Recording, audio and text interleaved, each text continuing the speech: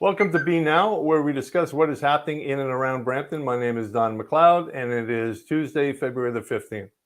Well, right off the bat, we're going to talk about a situation that sort of blew up last week. 6 councillors decided to skip a meeting, a general council meeting, and then they issued a 2-page document basically stating that they had several grievances. One was the 2/3 majority vote that has been a long-standing tradition at City Council. They wanted to change that, and apparently there was an attitude within the council itself that was not healthy, and it was disruptive. There was no examples given about why, because a lot of this happened in camera, and I'm not privy to getting in-camera information from anyone. So we don't know exactly what the particulars were, but I did write an article. The link is going to be listed below, where you can go and check it out. We found out later it had to do with CAO David Barrick. Now, David Barrick was hired in 2019.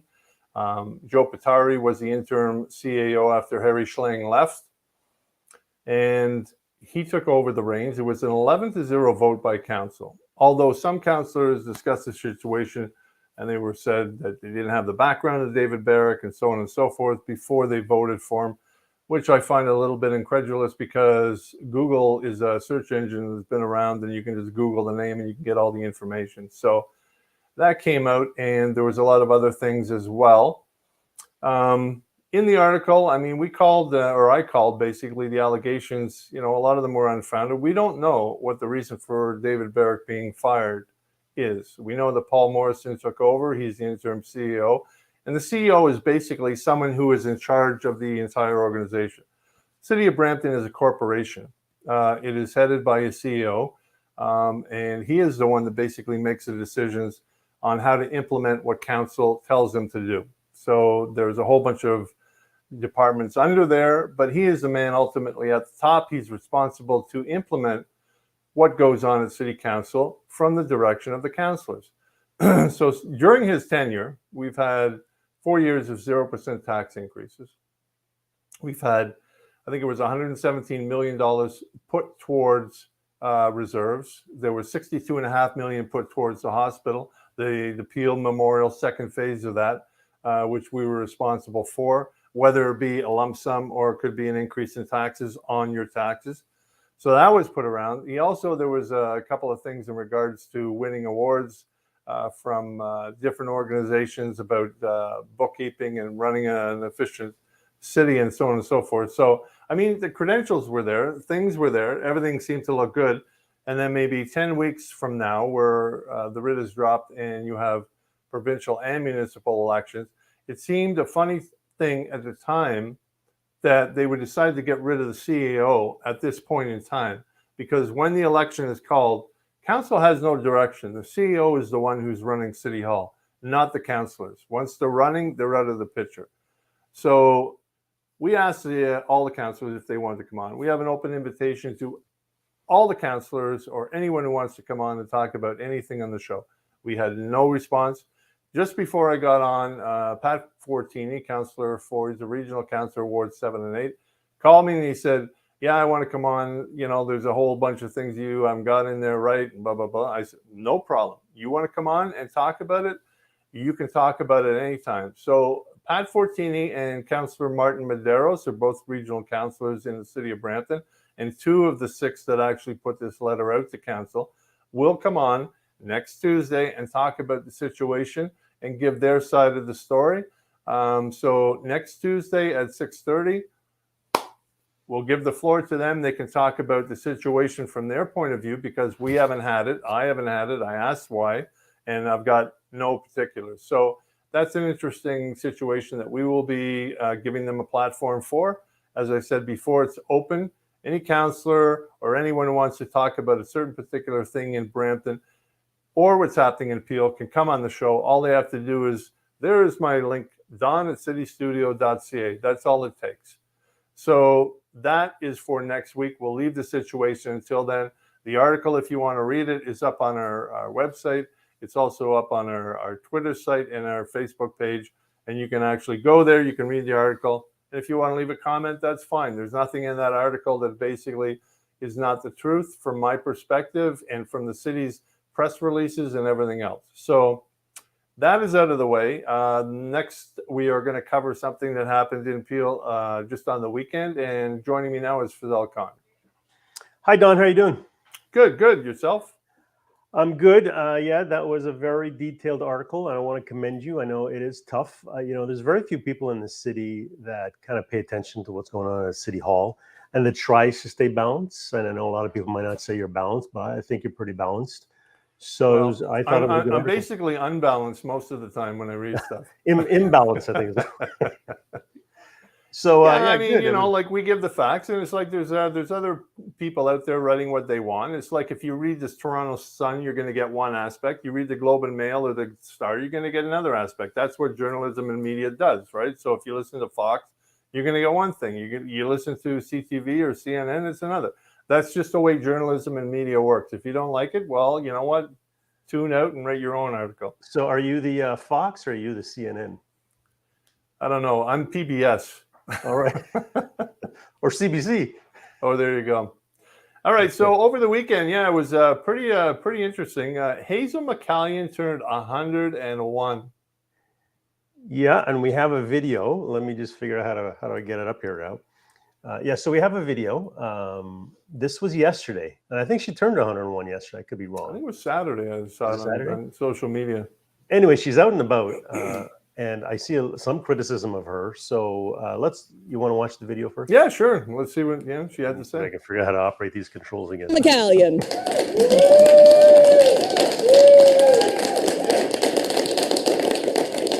Well, good morning, everybody. Mr. Premier, Madam Minister, Madam Mayor, and all the folks that have assembled, the press and such. What a great day. I just can't believe when the Premier phoned me and told me he was thinking of naming the line after me. I couldn't believe it. You know, I've had many things named after me. This one is really unusual, quite unique. Buildings is one thing, but a line is quite different. It's so unique.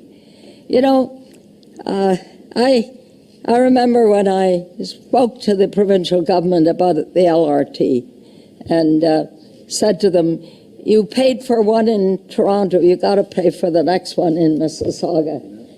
And so that's what happened. The LRT is going to be such an asset to the city. Unfortunately, it only goes to Steeles Avenue, but someday, Madam Mayor, Brampton will realize it should go all the way through Brampton to right up through the great city of Brampton. But anyway, I want to thank the Premier. You know, during these tough times, I have great sympathy. Okay. Yeah, that was quite the shot at Brampton. Basically, she turned around and said to Madam Mayor, and it's like, okay, well. Yeah, and I'm assuming the line is going to go north of Steeles at some time, and we're going to change names, or we're going to keep it as the Hazel line. And well, we'll see. We'll see. It's like that could take a while. I know Mayor Patrick Brown is wanting to dig a tunnel. That was the option going forward up to the Bramley station. But, you know, it's got to, when it was first discussed, it was supposed to go all the way up, right? And unfortunately, we had some of the councillors that are no longer councillors, but some who are, that took a look at it and said, no, we don't want to run it up there. So, that's a discussion for another day, unfortunately. But yeah, Hazel looks pretty good at 101. That's and the Huron-Ontario line is named after her. So that's going to be the Hazel McCallion line, which that's pretty cool. Well, and then Metrolink said actually they're going to keep calling it the Huron-Ontario line until they're done, and then they're going to rename it. So hopefully, fingers crossed, Hazel is still there when that happens. And I think, you know what, I could be wrong, but I think they said 2024 or 5. But it's, we got a couple more years to go. Well, yeah, she's around. She'll be doing the red ribbon cutting, that's for sure. Darshan, nothing will happen in Brampton. Well, we'll have to wait and see for the next election, Darshan, because that's coming on October 22nd, I think, is the results, or the 27th. So we'll see if the council changes and they have a little bit more foresight than our last council. There's also, Don, don't forget, there's a big issue with where the Yep. where the line is ending. I don't know if you want to summarize that one. Yeah, I mean, we were talking about this before about, what are they going to do at Steelson here in Ontario, right? They still haven't figured out that crossing section because, I mean, that's a huge busy intersection, right? And it's like, what do you got? 1, 2, 3, 4. I think it's a 5-lane traffic along there. And then going north, it's 2 going south and 2 going north. So, and then you've got the buses, you've got the Zoom buses and the normal buses coming into that whole terminal. So they still haven't figured how to get people off. Well, I think they have figured it out, right? Because the plan right now is for the LRT to stop on the south side of Steeles. Everybody has to get off, cross the sidewalk to get to the Gateway Terminal, which that's the issue, right? Right, but they didn't know if they were going to build something over top, if they were going to have a pedestrian walkway over top. That's still in the air. We'll see what happens with that too. The other issue at Shoppers World, it seems to be they are putting up. There's a big condo development they want to put up. They want to change that whole Shoppers World, so that's another big one. Yeah. What did the last election change? I don't know. Probably other than Patrick Brown advocating to make sure that the LRT goes up further, either by digging a tunnel and getting provincial funding for that. I mean, that's the only thing that I think has changed at this point in time. I mean, he is adamant that you're also not paying as much taxes, right? You remember the previous council was increasing taxes, I don't know, some ridiculous rate every single year. Yeah. So, 0% tax increases. Again, that's David Barrick and everything else, but they fired him. So, but yeah, Shoppers World condo development. I mean, they're putting 2 condo towers up on there, right? I think that's yes. You know what? Next week, so I actually have a price list of one of the new condos in that area. Oh, really? Yeah. Are you looking to buy? No, no. I'm just curious because my parents live right in a townhouse right in the area. But you just kind of, I don't have the graphics, but the cost of a 2-bedroom is more than their townhouse, and they have a nice townhouse. So, well, how much is a 2-bedroom? We're not talking penthouse. We're just talking what, a condo and a 2-bedroom, I think, on the 7th floor, which is a pretty average, I guess. Yeah. But it's and it only goes up to 2 bedrooms. That's the biggest unit. It's $835,000. That's now. That's now, yeah. And I guess moving date's probably 2-3 years from now. So and townhouses in that area, I haven't checked recently, but in the last year or so, we're selling for that same price. Well, don't forget, you have condo fees on top of that. Yeah, that's true. Yeah. Right? So per month you have condo fees, and they're not going to be $500 a month, right? So, that's a hefty price. Prices are just nuts. Yeah, but they'll get that. That's the key. It's like, they'll get that at this point in time. The only thing is, you have developers that start condos and then they take the money and they don't show up again, right? So, I mean, that's happened in Toronto. So it'll be interesting to see, but it seems to be that they are locating, and I've seen some press releases stating that Brampton downtown, they want to use that as Brampton downtown. They've been naming it as downtown Brampton at the Shoppers World area. No, that's uptown. No, I think uptown is south of downtown. South of downtown, but they're calling it downtown Brampton, uptown Brampton. I don't know. Uptown. They're trying to sell it as an area there. It's too bad, but anyway. Yeah. All right, we'll have to see what's going on. The next topic, let's move this train wreck along. Ron Starr, yes, Ron Starr, the key man, right? So what's the story with him? What's the story with him? Apparently, he's decided to not sit at city council meetings. He's voluntarily decided not to sit at city council meetings. After... Kind of like, well, we shouldn't say it yet, but what? Yeah, so I mean, councilors do that. Yeah, this is a weird case. I mean, the guy's keyed, the councilor's car. What was her name?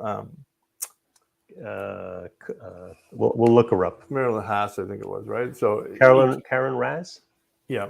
So she decided she was calling it quits, and one of the things is because she was getting harassment from apparently Ron Starr, and he was keying her car, and the IC didn't want to investigate, and then it was kicked over to the Peel Police, and they didn't want to to investigate, and then it seemed to be a situation where nobody knew what was going on.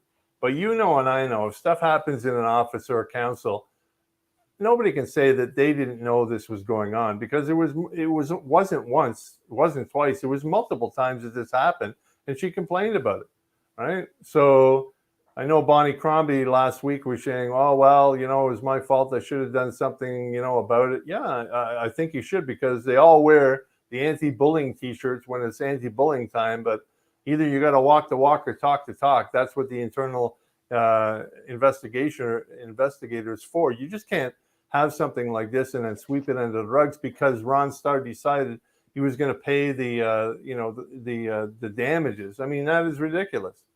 Well, and I also think there's also a videotape, right? So a camera was installed in the parking lot. I don't think Ron Starr knew, and he went ahead and did it again. So these are all allegations, so we'll wait and see what happens. Yeah, I mean, the other thing is, I mean, Ron Starr sits on the regional council as well. I mean, he decided to sit out the municipal council meeting. Is he going to do the same thing on regional council? Yeah, he is. I looked it up. He's going to do that. Okay. So here's an opportunity for Brampton, because they always complain they don't have enough votes at the table for certain things. So if I'm Brampton, I'm like, okay, is this an opportunity to try and push something to my advantage, because now we might have a vote to be able to push something that we want going forward? Just a thought. Yeah, because I think Mississauga with the chair had a 1-seat majority, right? Right.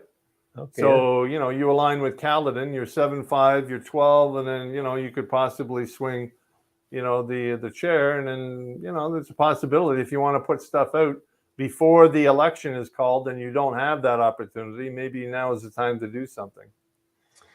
Okay, Don, and our final topic is on the Chrysler plant. What do you have to say about that? Yes. I see Patrick Brown is advocating. He wrote an opinion piece in the Toronto Star recently about the Brampton plant, the car plant. That used to employ a hell of a lot more than 3,000 people. I think it's currently only 3,000 at this time.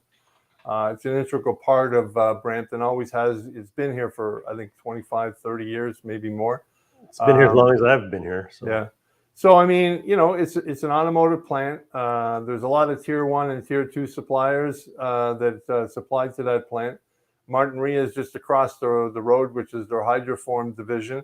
I'm sure they still supply some product to that Chrysler plant. We're talking a lot of offshoot industries as well that are related to that plant. So it is a plant that, obviously is very much in need in Brampton for, good quality paying jobs. So that's something he's advocating that graphic, for. by the way, Don, I just pulled it from the mayor's Twitter account. So there was apparently a roundtable today talking about the future of that plant. And, you can see MPs, councillors, and people from the unions and stuff were there. So it'll be interesting to see, because I think the contract for the current vehicles on that plant expires next year, right? Yeah, that was an extended one too. Remember, they were going to pull the plant and they extended that. So, I'm not, I've been plant manager and a purchasing manager for a tier 2 automotive for for 17 years before, I'm doing what I'm doing. So I do know the logistics involved in supplying parts to automotive industry. But at the same time, it's not something that you can switch over a plant easily, because if you're changing from basically combustible to EVs, I mean, that for a line change is totally different, right? So how long it will take for Chrysler, if they decide to keep the plant open and switch it over to EV, I mean, it's not going to happen overnight. That's a big retool on the line. And it's something that, Patrick is advocating for. Let's look at it sooner than later. So I guess we're going to see.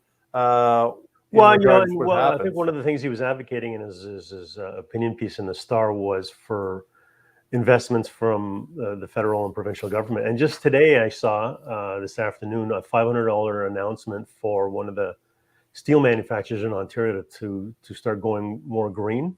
So the money is going out, right? It is an election year, so this is definitely the time to yeah, that was $500 million. I'm not sure if that was Stelco or DeFasco, right, out of Hamilton. But, steel manufacturers are one thing, but, when you're talking about electronic vehicles, the battery is the biggest part of the entire vehicle.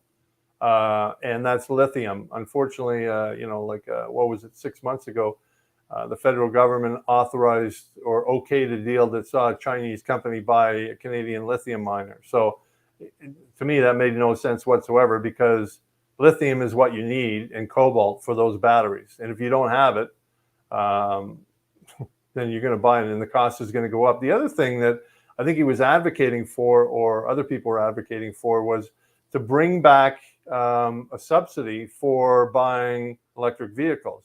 He took that off, and I think a lot of people are advocating for the 10,000, because these vehicles are not, like, I can buy a internal combustion engine vehicle that, say a Hyundai Elantra or something like that for $13,000, where for an electric vehicle it's not $13,000.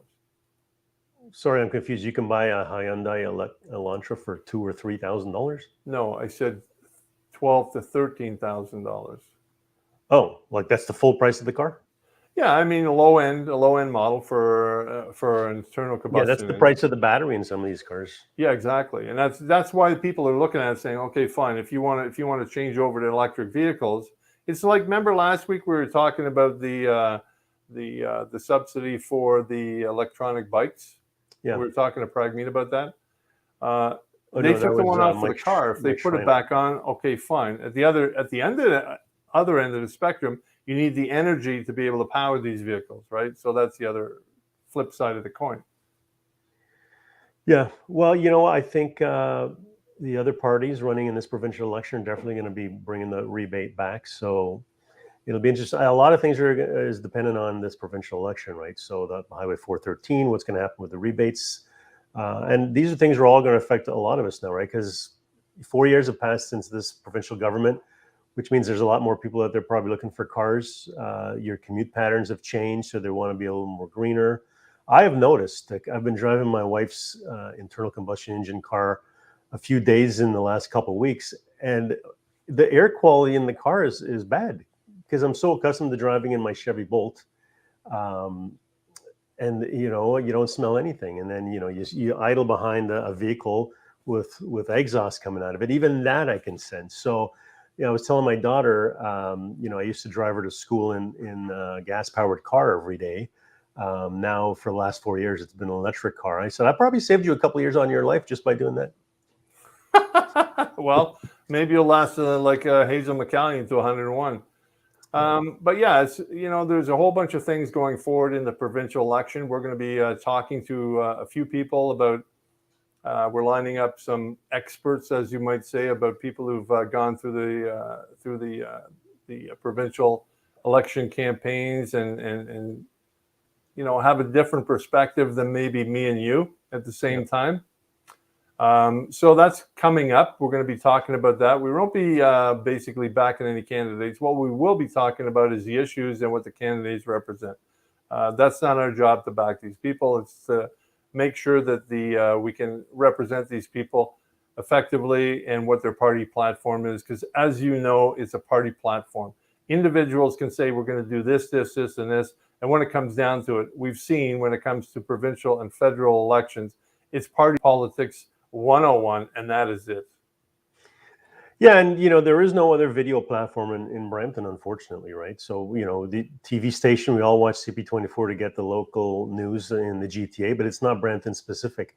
There's newspapers and there's online blogs and things, but this is nobody else is doing what we're doing. It's not rocket science what we're doing, but I think we do it fairly. I think we do it efficiently. And Pragmeet, MPP Pragmeet Sarkari came on last week. So we're starting to see people come on, and we definitely need to get more residents engaging and asking the hard questions, because it can't just be you all the time, Don. No, and it's open as long as the questions are intelligent and well put and well thought out, right? Yeah. Ivan is calling for progressive conservatives, or is that the People's Party of Canada? Blue could be Facebook. Facebook. Well, is People's Party blue or purple, or is that just a bad imitation of blue? Do they even exist yet? I don't know. I thought they were going to run the next provincial election. They said they were going to put candidates. Yeah. So this is great, right? So this is what we want. We want to see residents making the commentary. Here's Azad. I mean, he's talking. What are the achievements of the current MPPs for Brampton? Well, which ones, Azad? We talking about the NDP, or are we talking about the Conservatives, or both? Well, that's the problem in Brampton, right? We have two actually 3 NDP and 2 Conservative. Right. And what's going to happen in this coming election is going to be a mix: NDP, Liberal, and Conservatives. Who's coming? Who's going? Well, don't forget, like I'm pretty sure that the Progressive or the Randy Hillier wanted to start a People's Party Canada of Ontario. So if they decide to field candidates against the Conservatives, they may take Conservative votes away, put those to the People's Party, and then who knows? That might leave the door open for either the Liberals or the NDP or the split votes. Who knows? It'll be interesting to watch, but that's something that we're going to cover. So as you said, nobody does what we do. They can talk about their online blog and everything else, but it's like nobody does what we do. So one last thing before I want to go is I want to talk about Doug Ford. March the 1st, the end of the vaccine passport, and that is it. Apparently, like he's called these, he's thrown in a towel in the vaccine passport. So, a lot of people who haven't got the vaccine, I guess they're happy, but the rest, the 90% of us that have done our job and got the vaccines, we've done our due diligence and going forward. So what you're saying, Don, is I shouldn't go get mine printed and laminated. Apparently not, but you still need a vaccine passport if you want to travel. There's still countries in the world that if you want to travel over to Europe, you have to show that you're double dose. So it's not out of the woods yet. Even the federal government said they came out with a statement today about not having the PCR test coming back, but they still want to have a test, right? So, it's still they're loosening up, which I know Patrick Brown talked about. He wanted to loosen the restrictions, get things open. It's been 2 years. A lot of restaurants, a lot of businesses have fallen by the wayside. And I think at this point in time, I think he's right. I think he's correct. How you do it safely, that's another matter, or do you just throw open the gates and hope for the best? I guess we'll see. That's beyond our pay grade at this point in time. So we'll just see. But it'll be interesting to go on. But I think a lot of people, like I said a few months ago, that they're up to here with all the restrictions and the cross-purposing and everything else. You think taxpayers' money been wasted in vaccines? That's beyond my pay grade. Is that? I don't know. Right? I don't know how much money has been invested. I don't know where it's gone. I know that there's been a lot of money spent. And it'll be interesting down the line to see how many generations it takes, because I don't know how many billions upon billions. Are we up at? We must be up in the trillions, or pretty close to it right now. Well, just the money spent on, I'd love to know what a vaccine clinic costs to run, like a Peel Public Health vaccine clinic, because the number of staff there, the facilities, the resources, the equipment, the supplies, and how many times they've done this. It's got. Yeah, I mean, you're right. I mean, that's a lot of money, and don't forget, like Peel taxpayers pay a lot of money for healthcare. We covered that last week with Pragmeet. Darshan mentioned that with our local integrated health network, the increased bureaucracy. All these guys, the CEOs, they're making over $300K. Doctors, I think when they were doing that vaccine clinic, doctors are paying what was it? They were getting. Was it $300 an hour or something? I think it was some of the doctors were getting $380 an hour, and then 10 times as much as the nurses. Yeah, the nurses were only getting like 45, and all you're doing is you're putting a needle into the arm. So, I mean, I could do that. I guess if there's a reaction, though, Don, you want a doctor around. Well, that could be a problem, right? But I've administered needles into people before. That's not a problem, right?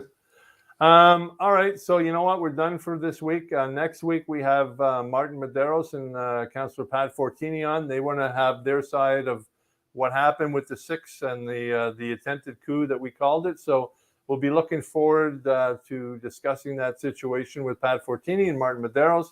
It'll be their floor, just we gave the floor to Pragmeet last week in regards to the 413. It's open floor, and if you got questions in regards to that, you'd be more than happy to tune in and ask your questions. All right, Don, it was nice to fill in today. I guess you won't see me next week if you've got an important VIP. No, we don't need you next week. We've got unless they decide not to come, and then there'll be more. There'll be more fodder for the cannon sort of thing. All right, Don. Have a good week. All right, have a good one. We'll see you next Tuesday. Thank you.